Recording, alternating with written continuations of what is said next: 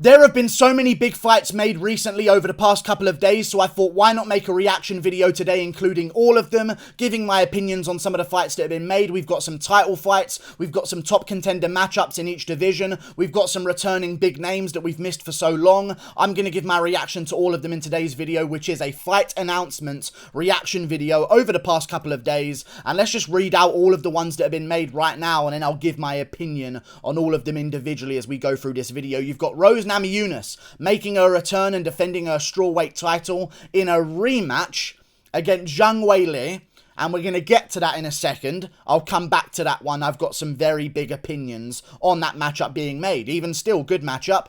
Germaine de Randamie versus Irene Aldana, two top contenders in the women's bantamweight division. Good matchup as well. You've got Iaquinta versus Bobby Green, the return of Iaquinta from the real estate world, taking on an always game opponent in Bobby Green. You've also got Ben Rothwell versus Marcos Rodrigo de Lima. Some of these are better than others, I will warn you. Amanda Nunes versus Juliana Pena has been rescheduled to UFC 269 in December. You've got Alexa Kimura versus John Allen. Melsik Bagdasarian is making his return against TJ Laramie. You've got some other random guys. You've got even Un Jung versus Kennedy. Darren Stewart just got released from the UFC. Okay. I don't really care. They blaming a lookalike Woodley for his loss versus Jake Paul. I don't think that was the reason. I think that maybe it was because he was losing so many in a row that they cut him. I don't think they just hated the fact that Woodley lost to Jake Paul, so cut someone who looked like Woodley to get their anger out. But either way, sorry for their loss. Darren Stewart no longer with the UFC, I guess. That's random information in the middle of this video. Un Jung versus Kennedy Nzechuwku has also been announced. That was yesterday. Let's go through all of them right now, starting with Rose Namajunas versus Zhang Weili. Why? Why? I understand. It's a big matchup, and it's a great matchup. I really do understand that. Unless Carla Esparza is not ready in some way, or she's injured in some way, there is no excuse for this matchup being made. Zhang Weili, don't get me wrong, a one-time defending women's strawweight champion. I just felt as though we kind of had a clear-cut contender in Carla Esparza, who, by the way, is number 3 in the world, is a former women's strawweight champion, and has a win over Rose Namajunas. Why would you not want to make that matchup? In my opinion, the best matchup you could possibly make right now in the women's strawweight division is Rose Namajunas versus Carla Esparza and Zhang Weili versus Iaquinta Jędrzejczyk in a rematch for another title shot. That's what I thought would be the perfect result. Either way, we've now got Rose Namajunas versus Zhang Weili, and Carla Esparza has been left out on the sidelines, but you don't understand what a Rose Namajunas versus Carla Esparza fight would symbolize. In my opinion, that would easily crown Rose Namajunas the greatest strawweight of all time.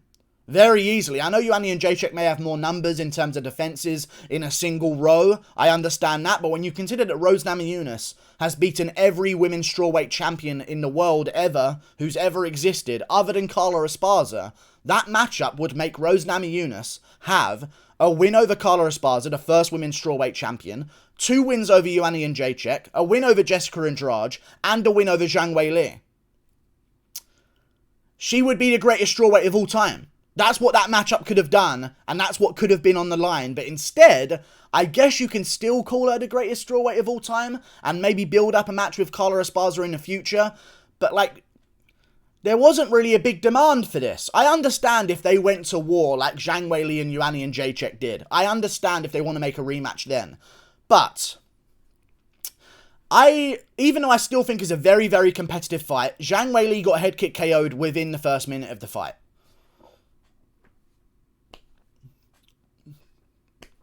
So, like, you're giving someone a title shot for losing to Rose Namajunas by KO, but you're not giving someone a title shot for beating contender after contender, working her way to number 3 in the world, and she has a win over Rose Namajunas as well, by the way. I understand if Carla Esparza's injured, but man, it's very unfortunate, and I'll tell you this as well. When I see someone like Zhang Weili get a title shot like this after just losing the belt, I just think of Robert Whittaker's poor soul. Like, every time I see this shit, whenever, like, Stipe's like, I deserve another title shot, I think of Robert Whittaker. I know Stipe maybe does deserve a title shot. Who knows? I just think of Robert Whittaker in my head. Every single time someone says, I deserve another shot at the belt, when Woodley calls for a Jake Paul rematch, I think of Robert Whittaker in my head. Okay? Zhang Weili, in my opinion, has not earned a rematch. I think they should have done her versus Ian Jacek. Namajunas Esparza, winners versus each other. That would be perfect for me. But either way, great matchup. I actually feel as though Zhang Weili's got a solid chance of beating Rose Namajunas in the rematch. I know Rose KO'd her in the first round last time. I do understand that. I'm going to go with Rose Namajunas, I think, but there is a solid chance I will switch my mind. I'll be honest with you. Because when you look at Rose Namajunas' history of being the underdog in the first place and then having the rematch when she is the favourite, she goes out there against Ian Jacek as an underdog in the first fight, wins it in spectacular fashion by first round KO. Goes out there in the rematch, arguably kind of loses, but no one talks about it because Rose is hot, I understand. Okay? And then you've got this one against Zhang Weili. KOs are in the first round. The rematch is going to be really, really close, I believe. I think it's going to be a scrap back and forth. I'll give it to Rose Namajunas just slightly with an edge. But that's a really, really tough matchup. But it's a good fight, I guess. But I just would have liked to have seen Whittaker get the same opportunities rather than Marvin Vettori gets jumped ahead. And I bet you if Till beats Brunson, they'll start talking about Darren Till as a title contender. It's Robert Whittaker. And you've got this, and Garbrandt gets an immediate rematch. I kind of feel like I can hear Dana White's voice in my head right now just saying, Taiwan was never my friend. I can almost hear it word for word right now. I guess they want that Chinese money. No problemo. Zhang Weili versus Rose Namajunas. Other matchups that have been made, though. Let's talk about some other ones, because there have been some other ones. Germaine de Randamie versus Irene Aldana is set for UFC 268, and 268 is one of the best cards, let's be honest. It's an amazing card, and I think it's going to be one of the best cards of all time. Do I think it's going to sell 1 million pay-per-views? McGregor's not on the card, and maybe it does with the heat of the main event between Usman and Covington. There is a chance of that, but I feel like Germaine de Randamie versus Irene Aldana. Good matchup. Irene Aldana coming off a quick win against Yana Kunitskaya, I believe, by first round KO. Not too long ago either. You've got Germaine de Randamie coming off a big win against Juliana Pena by guillotine choke, of course, because Juliana Pena is the so formidable jiu-jitsu phenom that's going to give Nunes a whole bunch of problems, and the kickboxer Germaine de Randamie submitted her with a fucking guillotine, which never happens in high-level MMA, in the men's divisions anyway. Guillotines just don't work. But, you know, that's the women's bantamweight division. Moving on. Iaquinta, returning from the real estate world to take on Bobby Green.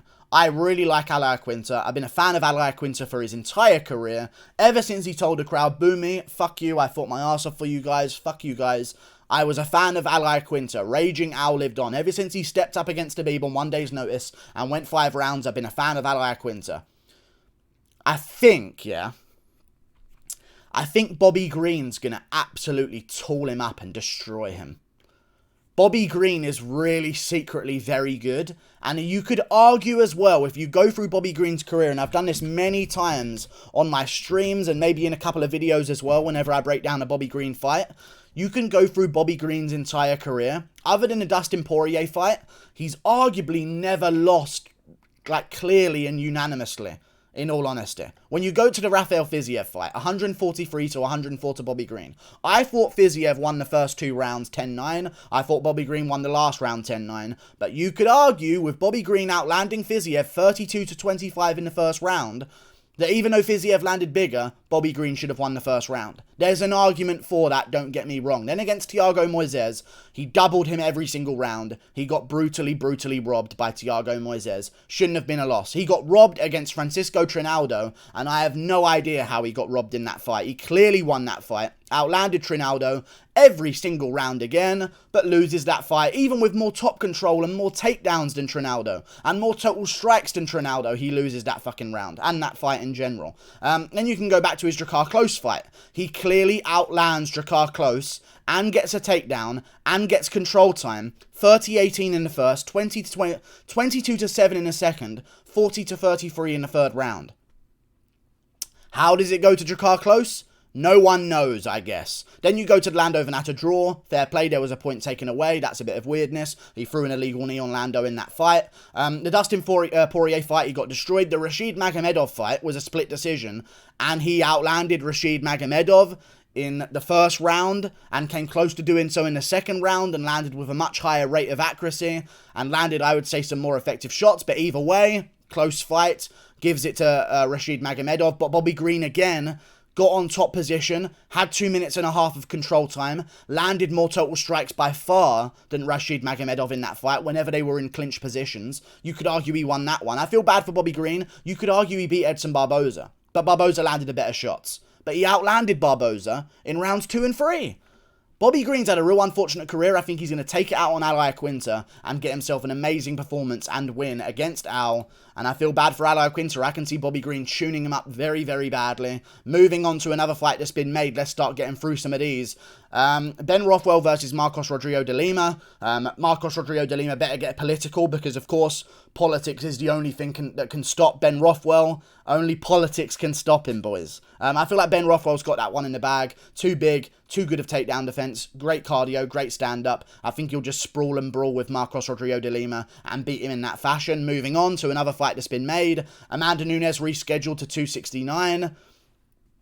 I kind of wish it wasn't, because that card could have been so much better, and that's just going to hog a position on the main card that could be used to maybe like a sellable fight on that card, like a Nate Diaz or a Masvidal or something like that. That's just going to hog up a space that could have been used as a space to bring someone in that could sell some pay-per-views for that card. I wish this was like the main event of a fight night, just to show how, like, just to degrade them a bit, the fact that Juliana Peña's getting a title shot. But either way, they're going to put it on the December card. It's got a little bit more beef now because Juliana Peña pulled that stunt at a press conference not too long ago. I believe it was at UFC 265. So that's going to be cool, I guess. Moving on, Alexa Kimura versus John Allen. Loser goes home, winner stays on. I'm leaning in the direction of Alexa Kimura. John Allen has not impressed me whatsoever in his career. I think Alexa Kimura won his last fight, so those guys are decent. Melsik Baghdasaryan, very good fighter, taking on TJ Laramie.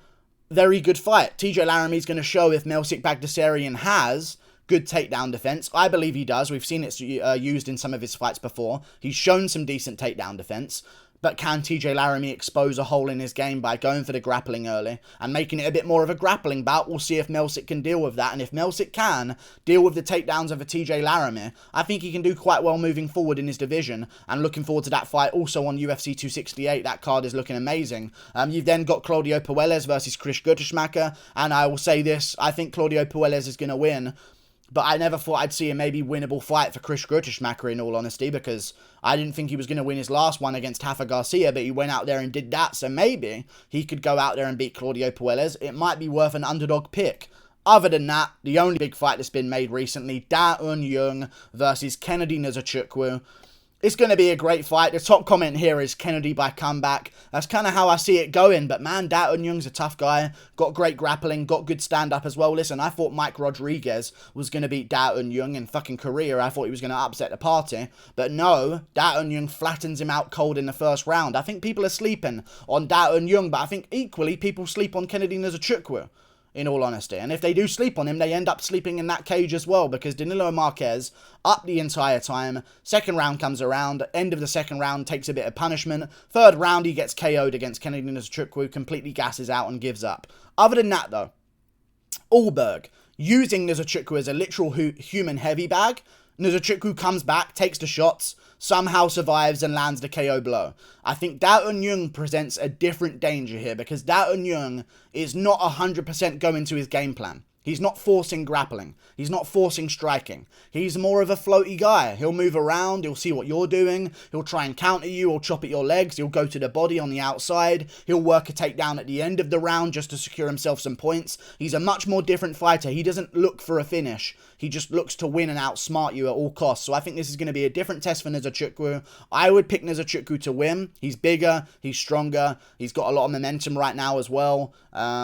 But yeah, we'll see how it goes. Da Un Jung just ragdolled William Knight, so he might do the same to Nzechuwku, in all honesty. But Nzechuwku, good guy to watch out for. But Da Un Jung, man, watch out for him as well. That's going to be a great matchup. I'll lean the way of Kennedy Nzechuwku, but Un Jung's dangerous. So the winner of this one, definitely in my opinion, deserves a ranked opponent in the light heavyweight division. They've been on a win streak enough. I think the winner of this one's going to be on a 3-fight win streak, and I think that's going to warrant them a bit of a shot up the rankings. I think Un Jung will be on a 4-fight win streak as well. So good matchups. I just don't think Zhang versus Namajunas should have been made. Toodle pip. I'll see you later. Click that button up there. Goodbye. Toodle pip.